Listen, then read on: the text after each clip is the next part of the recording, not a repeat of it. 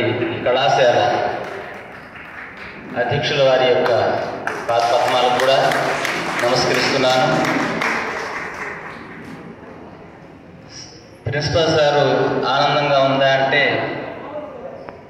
ఖచ్చితంగా గురువు యొక్క రాక అనేటువంటిది ఏ శిష్యునికైనా ఆనందాన్ని ఇస్తుంది. సూర్యుడు ఉదయిస్తే ఆ చైతన్య కిరణాలు ప్రకృతిని చైతన్యవంతం చేసి ఆనందానికి కారకమవుతాయి. జ్ఞానసూర్యులైనటువంటి గురువుల యొక్క రాక ప్రకృతి రూపమైనటువంటి శిష్యులకు ఆనందాన్ని కలిగిస్తుంది తప్పకుండా. ఇందులో ఎలాంటి అతిశయోక్తులు ఉండవు. మా గురువుల యొక్క ఆత్మీయమైనటువంటి విశేషాంశాలని ఒక 2 విషయాలు ఈ సందర్భంగా చెప్పడం ఉచితమని భావిస్తూ, చాలా అరుదుగా మనము గురువును చూస్తుంటాం. శిష్య గురు పరంపరలో ఈ ఇరువురి మధ్య ఉన్నటువంటి సంబంధ విషయాలు చాలా అవసరానికి మించి ఉండకపోవచ్చు. గురువు దగ్గర విద్య నేర్చుకున్నంత వరకే.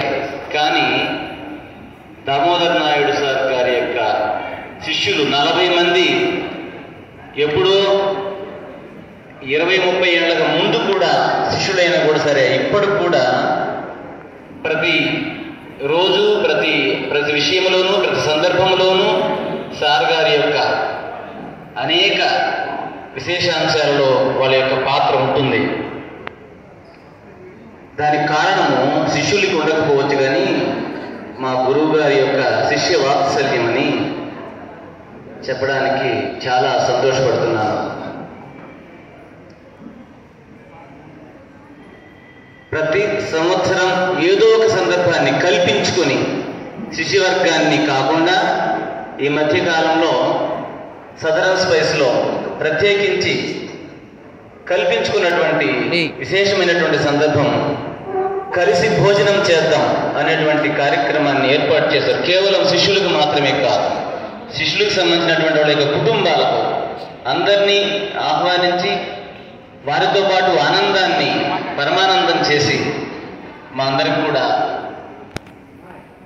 సంతోషాన్ని మిగిల్చినటువంటి గురువులకు మరొకసారి తల వంచి పాదపద్మాలకు నమస్కరిస్తున్నాను.